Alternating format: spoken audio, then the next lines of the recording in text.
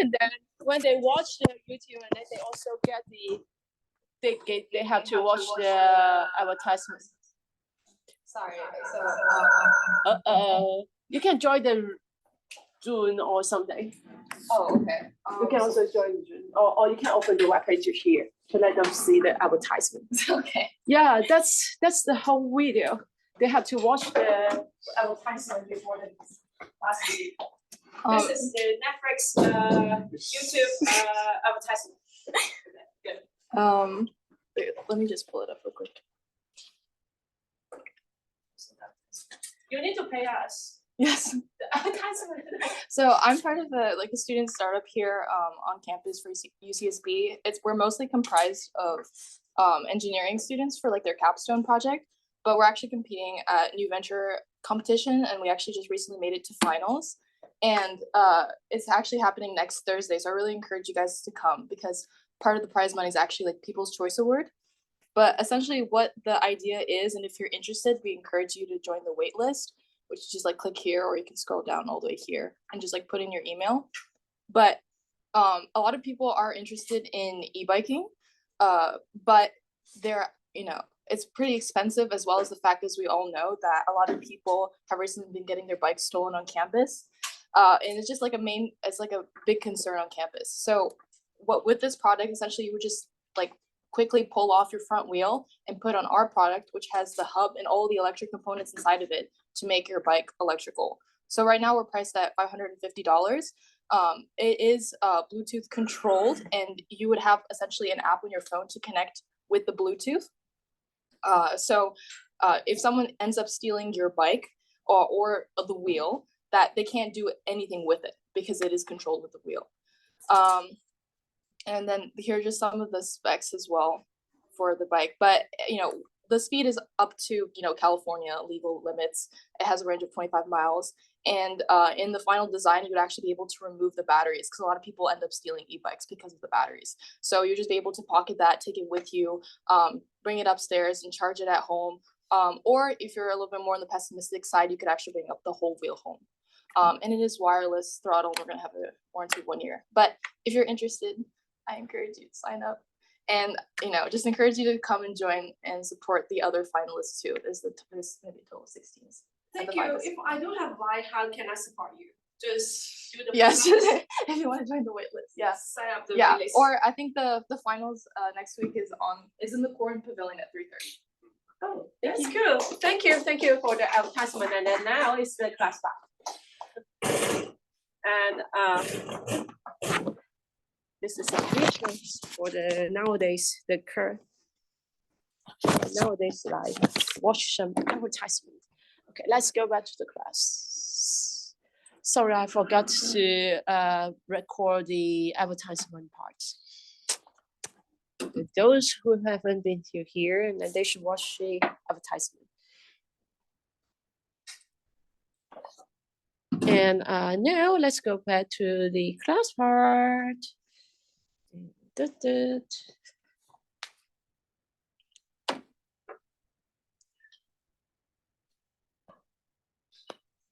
What do we have last time? We finished the Kolesky factorization, and then compared the Kolesky factorization with the every factorization. And let's see what we learned from this big lecture notes. From this big lecture notes, we use several methods to solve the linear system of equation. And the method is quite direct. Direct, it means that you can use finite step to how many steps you need to finish that calculation, finish that algorithm. And so for the Gaussian animation, you know how many steps you need. You just need to do the Gaussian animations for each columns, and then you have n columns, and you need to do an iteration. And for the Kolesky, for the LU factorization, for the Kolesky factorization, and then you know how many steps you need, right? You just need to calculate for this Kolesky component, Kolesky, let me see. For this Kolesky factorization, and then you already know you need to solve for the n by n divided by 2 component in this B matrix, and that's the things. And then you just need the calculations here, and then you have the formula, right? And the formula, it looks like this, and this is the general formula for the diagonal element, and then you calculate the numbers in this way, and then for the numbers in the J column, and then below the diagonal, you'll calculate in this one. And you already know beforehand how many steps you need and how many operations you need in this algorithm. These are called direct method. This category are called direct methods. But a lot of time in numerical methods, and then people are doing some iteration method. What is the iteration method? Iteration method, it means that before you go into the algorithm, you don't actually know how many iterations you need. And you have a controller there, and then to control how accurate you want to be, you want the solution to be. And so once we arrive to that criterion, and then we stop the iteration. And this is the iteration method. So this is the new lecture, new chapter, and then it's about the iteration technique to solve, but it's solving the same problem, the linear system or equation. And so I'm going to give you something here. And first, the Gaussian elimination, and then they are in the same category. And Gaussian elimination, LU factorization, and we also have the Kolesky factorization method. We learned this last in the past week. The Kolesky factorization, and this core. This is just one type of the one category of the methods in solving the linear system of the equation, and these are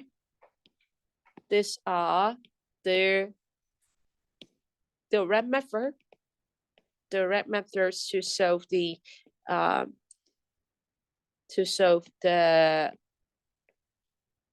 linear system of equations.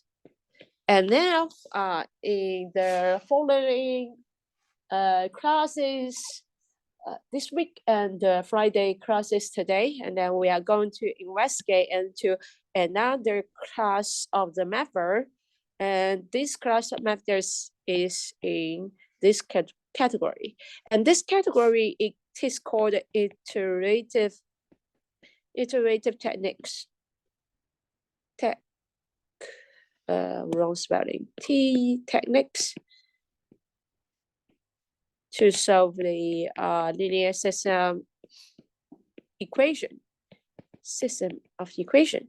In how many methods we are going to learn? We are going to learn several things, and then the first thing is called Jacobi method. This is a Jacobi method, and then the second one is better version than the Jacobi, but you see the Jacobi method is more intuitive, but the second one is an improved version, and it's called the Gauss. It should be just Gauss-Seidel method. Seidel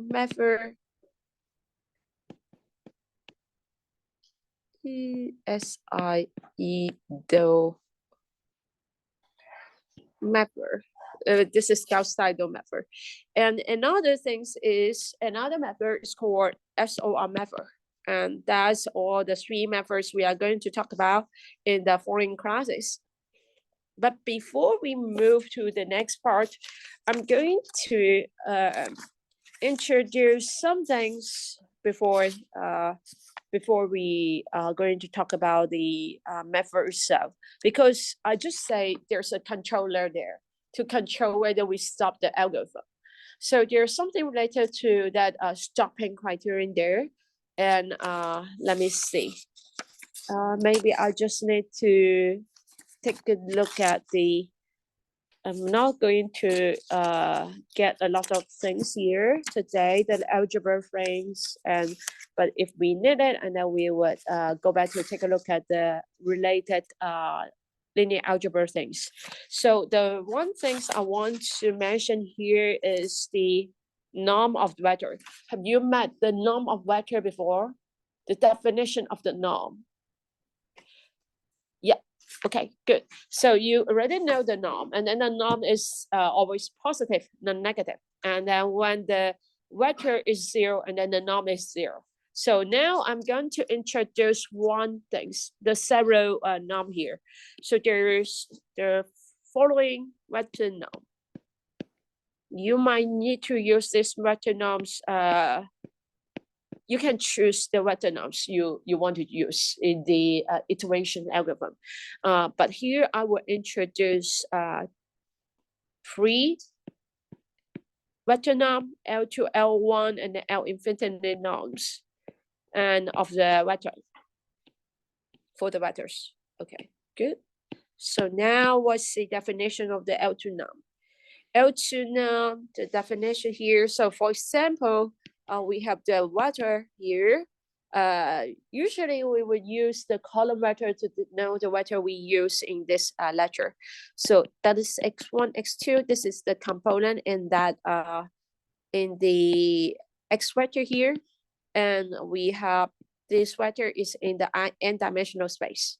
And then now, what's the L2 norm of this vector? The L2 norm of this vector is defined with the sum of the square of the component, and then do the square root for the sum, and then this is the L2 norm definition. And we also have the L1 norm definition, and then the L1 norm is a little bit easier than this definition, and it's just the sum of the absolute value of the component. And what's the infinity norm? The infinity norm is just the maximum of the value in the absolute value, maximum of the maximum of the absolute value of the components. And these are the definitions. Here, these are the definition, and now I'm going to give you one example to show you how to get the norms of the vectors. So here, there's one example how to calculate the norm. So for this one, I'm going to give you the vector. It looks like this. It's just -1 and 1 and 2. So for example, here we have the x2 norm, and then we also want to have the 1 norm, and then we also want to calculate the infinity norm. So for the 2 norm here, we are going to do the sum of the square, and then do the square root for the sum. And so now we have the square of the first component, square of the second component, and square of the third component, and doing the sum for them. And then after you do the sum, and then we go get the square root of the value. And so this one is equals to 1 plus 1 plus 4, and then that is the square root of 6. And this is the L2 norm of this vector. And if we want to get the L1 norm, and then what should we get? And then we should get the -1 absolute value, and then 1 absolute value, and then 2 absolute value. And at the end of the day, this L1 norm is just 4. And now the last one is the infinity norm. Infinity norm is the maximum among the absolute value of the component. And then so this one is equals to the maximum among the 1, 1, 2, and then that is equals to 2. So this is how we calculate the things, the norms of the vectors. So there's another thing is we are going to measure the distance between 2 vectors. So if we want to measure the distance between 2 vectors, and then we are going to also use the norms to measure it.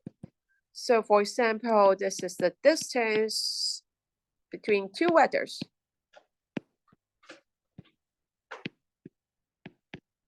And for example, this is the definition. And we have, let's say we have the x vector here, x1, x2. I'm going to use the transpose, and then in this case, and this is a column vector, but I save some space here to write the vector. And then this is the y vector, another vector.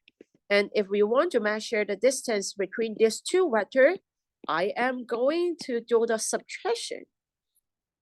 And do the subtraction and take the norm. So the distance you can measure in the L2 norm, and then maybe you can measure the result vector. You do the subtraction and then measure it in the L1 norm, or you can measure it in the infinity norm. And this is telling you the distance between two vectors.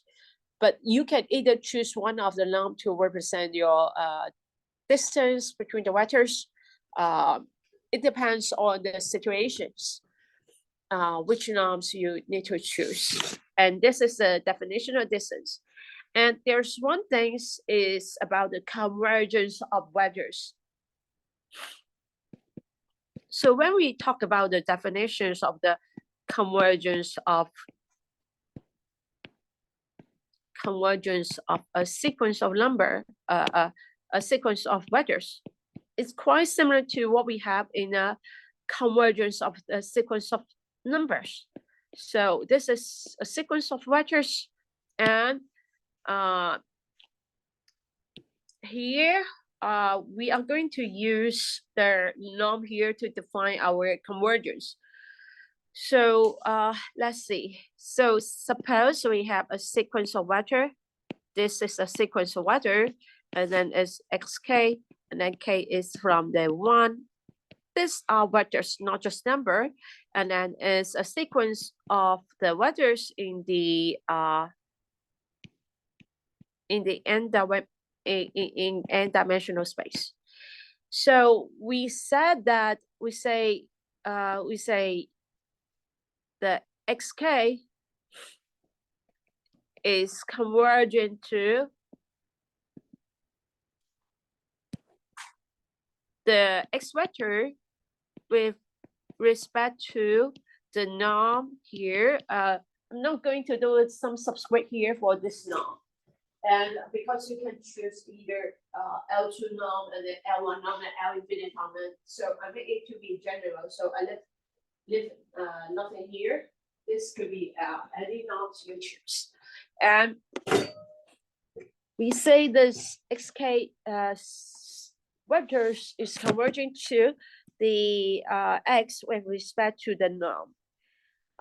If the following things happens, if given any this is a scalar number, epsilon bigger than 0, then there is an integer. This is quite similar to what you have in the convergence of a sequence of number, but here we have a sequence of vectors. There's an integers. This should be a positive integer, and then an epsilon, such that the xk vector, and I have the parentheses here, xk vector, and then minus the x. So which means that the distance between the x and the xk vector, and then the distance between them is smaller than the epsilon for any index k, and then it's bigger than or equals to the n epsilon integer. This is the definition. And if you compare to what you have in the sequence, convergent sequence of a number, and then it's just changing, change the norm sign to the absolute value sign. And this is the convergent of the sequence of the number. But here we have the vector, so we use the norm here. This is the definition of convergence. And then now we are skipping a lot of linear algebra things on the lecture notes. We will come back later if we need some things from the linear algebra knowledge. And so now we will just go directly to introduce the first method, the Jacobi method here. What happened? Jacobi method here.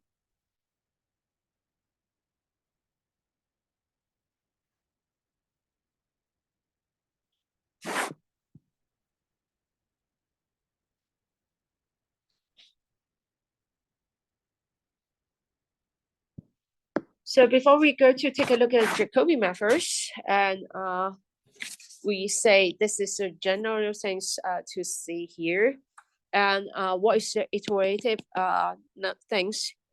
Iterative technique, it means we start from somewhere and the iterative technique, it means that to solve the linear system Ax equals to b, and which means that we have a initial guess with an initial guess of the solution. It should be a vector. So X is a vector, B is also a vector with an initial guess of the solution, X is 0, and we generate a sequence of vector. And then this sequence of vectors, it looks like this at the xk, k equals 1 to the infinity, and with some specific with some rules here. We generate a sequence of vectors with some rules, and this sequence of number and this sequence of vectors converge to the solution X. And this is the general idea of the iterative technique to solve the linear system of equation. But here the question is that how can we get to know what rules, what are the rules? So we have Jacobi rules, we have the Gaussian-Seidel rules, and we have the SOR rules. So now we are going to investigate into the Jacobi rules, and that is the Jacobi method. Jacobi methods here. And remember that we are going to get the generation rule for the sequence. Jacobi method. And now I'm going to introduce the this is the derivation part and how to get to the rules. This is the derivation part of the Jacobi's method, which means that it could not be on the final exam. Derivation part is not on the final exam. Okay, good. And let's see. The idea is this. So what is the Ax equals to b? It's just the 811. We have several equation here. We have n by n. We have n equation, right? And what is the? Let's see. What is the I equation? I've equations in the in this system of equations, and that is the I row, right? I row, and then we have a I1 x1, right? And then ai2 x2, and then plus all the way to there's the aii and then xi, and then ai plus 1, and then xi plus 1, and all the way to the end, and that's the I row and n column, and I row in column xn, and then equals to the bi. And if you want to solve for the, let's solve for the xi with this equation. So for xi, and then what do we have? We have xi equals to, which means that we are going to I move all the things here, and then except the AIXI item, and then to the right hand side. Move to the right hand side, and we got BI, and then minus sigma sum, and then n j equals to 1, but the j does not equals to I because we exclude the AIX item here in the solving process, and we have the AIJXI and divided by this coefficient AII. And this is the solution for this equation if we solve for the XI. We just move the green part to the right and then divide both sides by AII. And then that's the solution for the XI. This is the idea. This is directly from the linear system equation.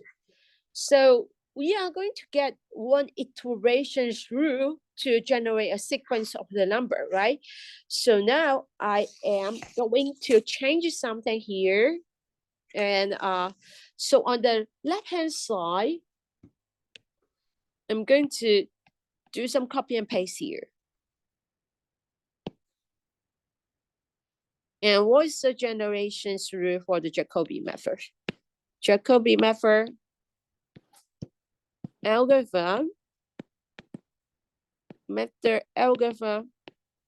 and then what is the formula for the generation through, and how to generate the sequence of number we want there, and then that is okay. I'm doing the copy and paste.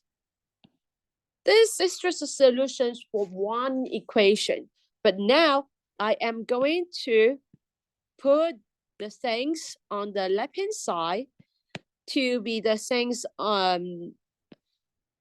for the k vector, but on the right hand side this is some things from the k-1 vector. Does it make sense? So now what does it mean? So it means that you have a vector xk-1, and then now you use the xk-1 to generate the next vector xk.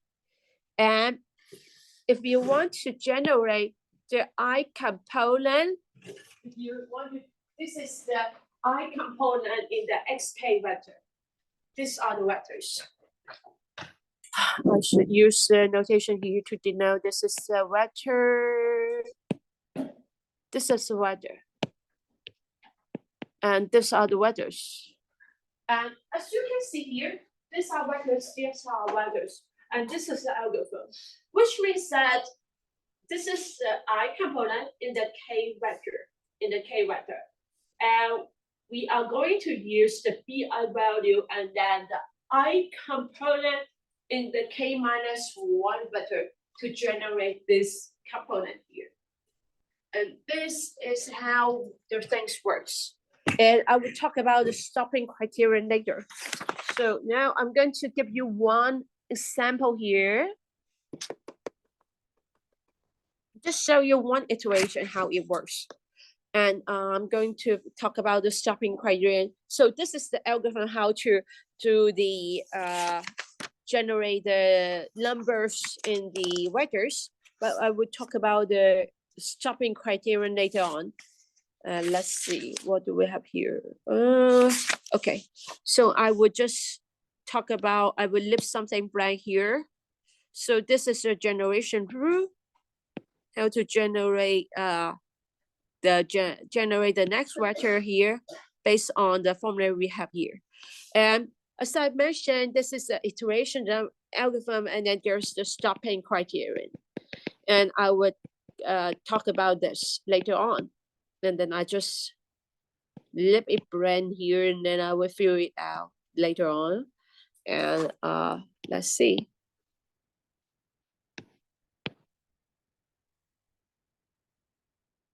Okay. So I will give you one example here first to take a look.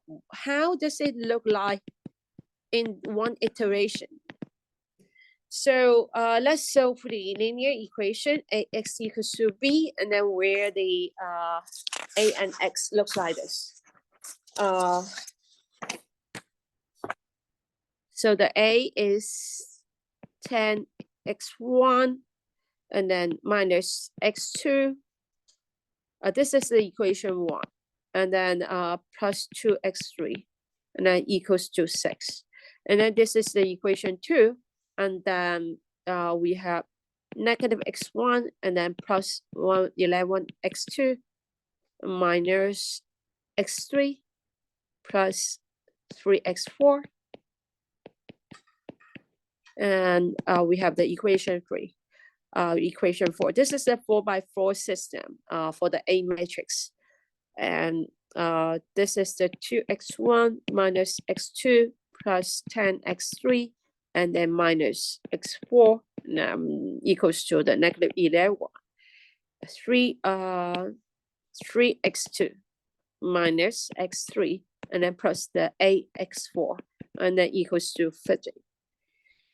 And as we can see here, actually you can use the Gaussian animation to solve this problem.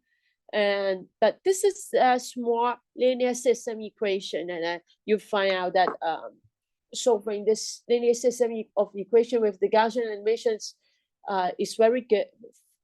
It's very convenient. But if you have a larger system or a nearly singular system, and then some people prefer to use the Jacobi's method. But this one, the small system here, I just show you how to use the Jacobi's method to do one iteration, but it will not show you how the benefits works. What is the benefits of the Jacobi methods here? But I will later on show you the benefit of Jacobi methods later on. And so let's see. So before this, and then of course we have the input. For the Jacobi methods, we have the input x0 as well. This is the initial guess. And for this example, we would take the x0 to be, this is the initial guess, and then we would make the initial guess to be 0, 0, 0, and then this is a corner vector. And now let's do the first situation. And before this,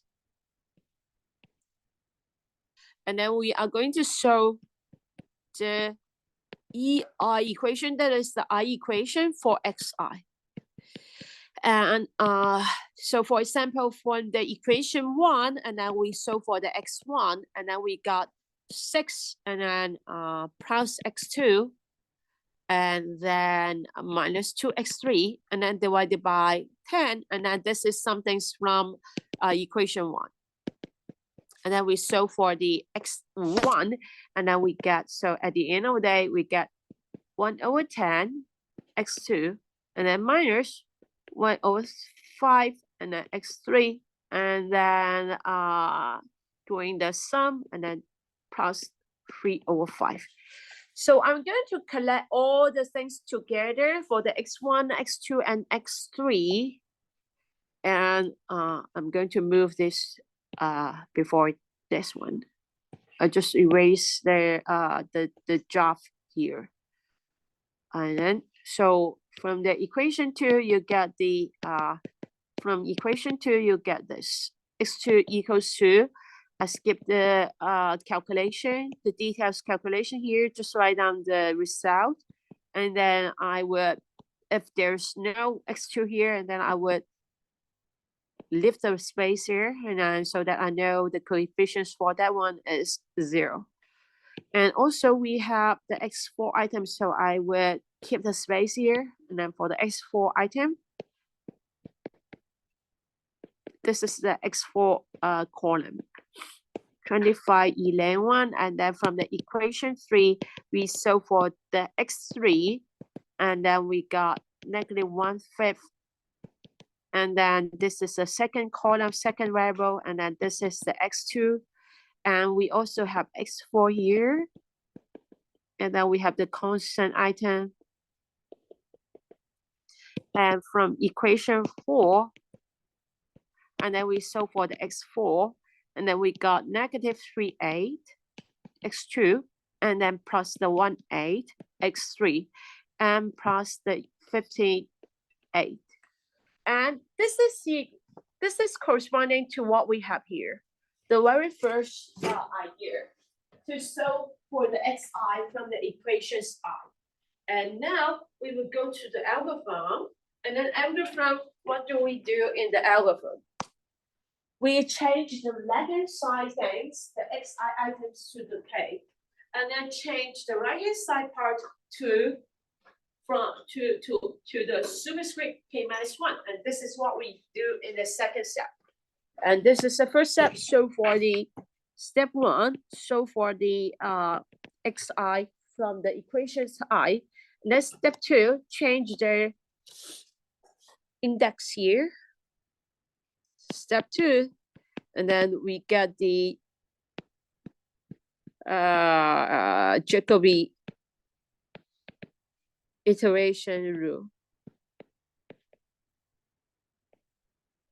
And how can we get that? So what do we do here? It should be, so what is the rule? The rule is, I'm just copy the solution here and then write down to, oh, where is it? Where's the page 6? Oh, it's here. It's at the bottom. I'm going to move it up. And this is not the final part I want.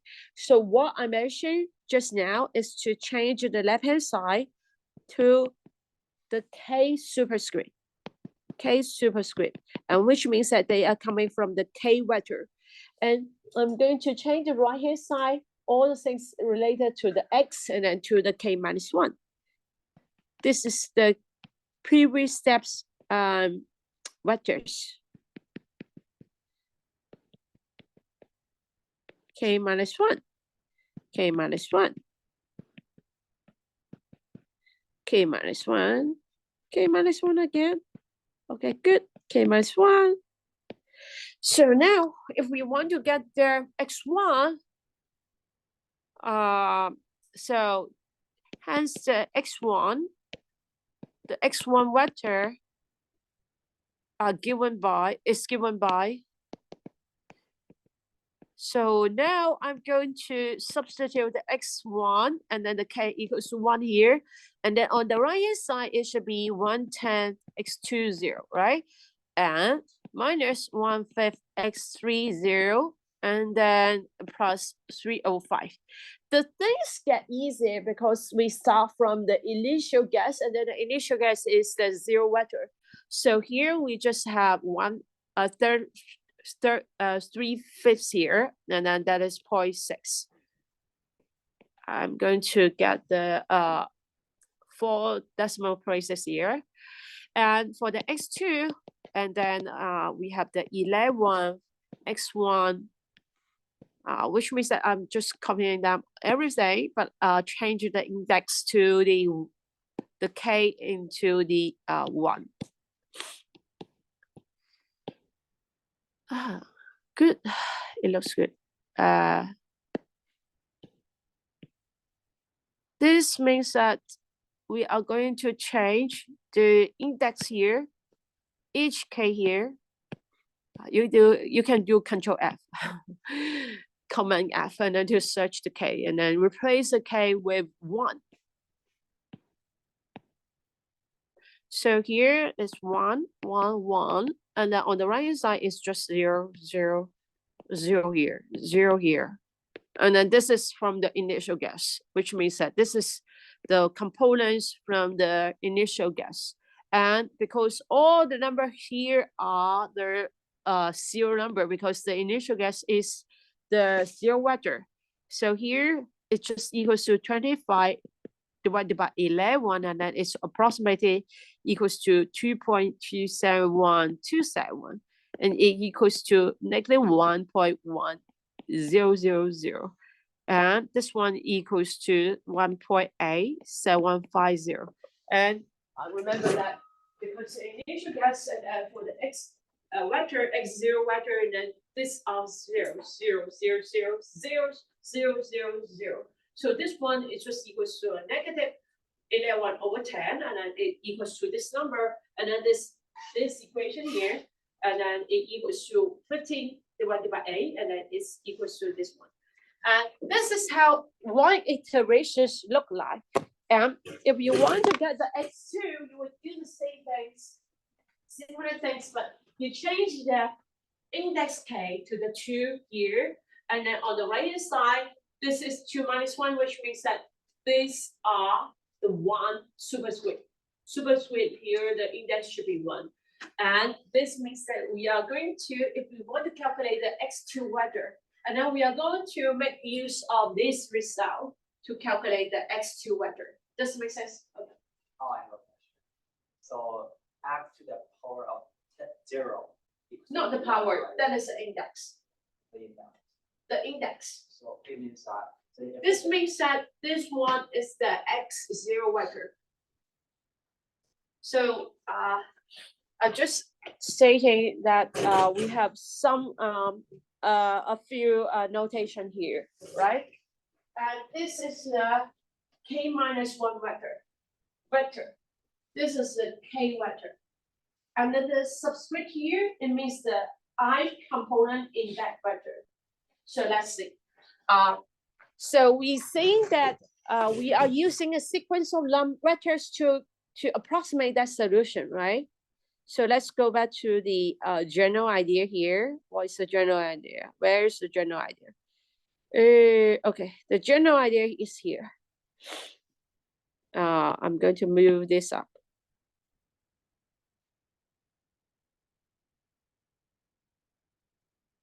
Oh my goodness.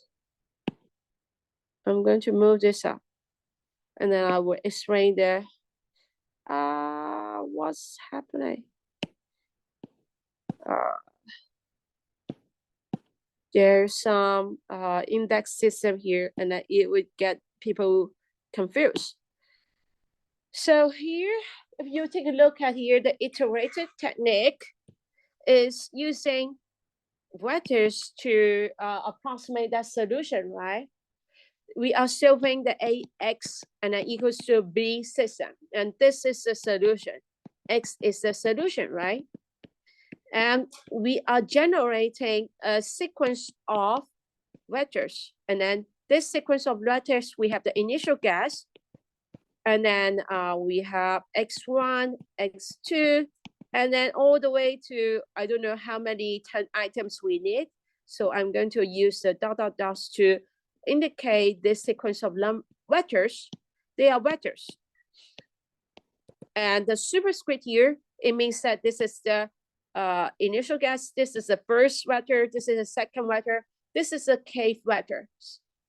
Does it make sense? And now, what is the xi? Xik.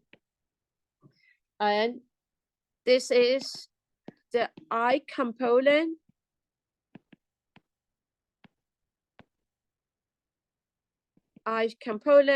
in the vector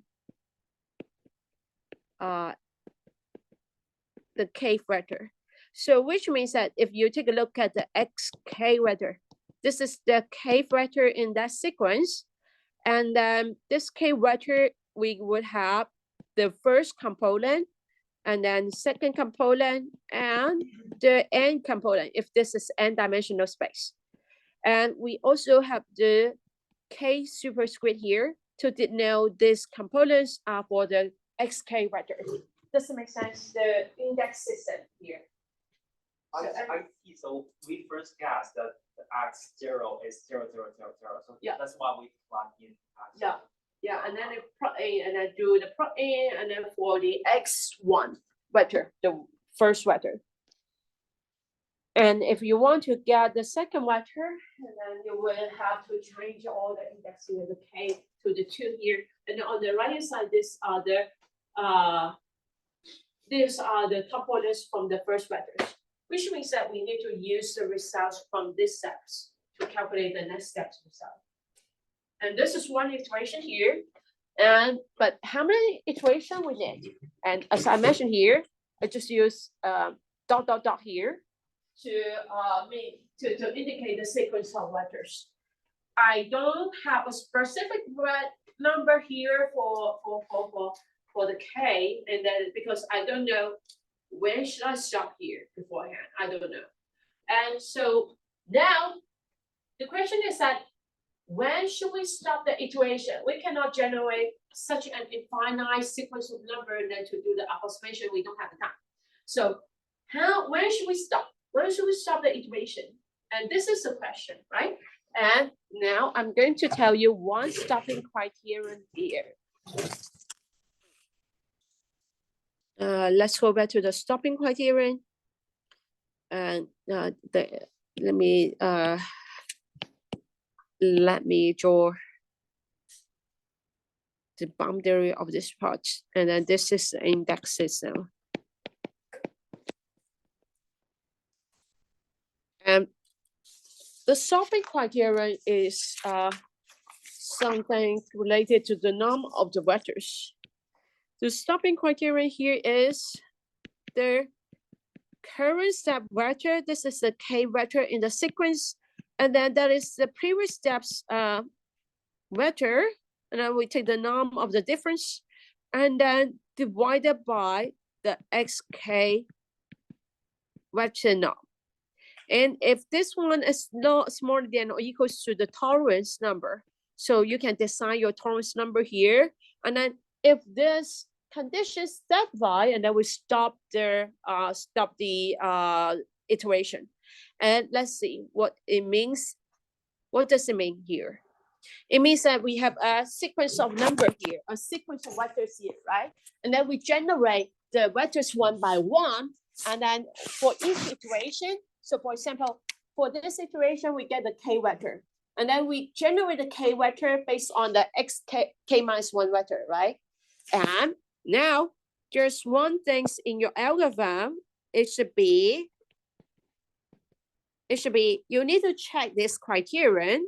You need to check the relative error. So in this step, you need to check the relative error here, minus XK minus 1. And you calculate the norm and then divided by the XK norm. And you check this norm.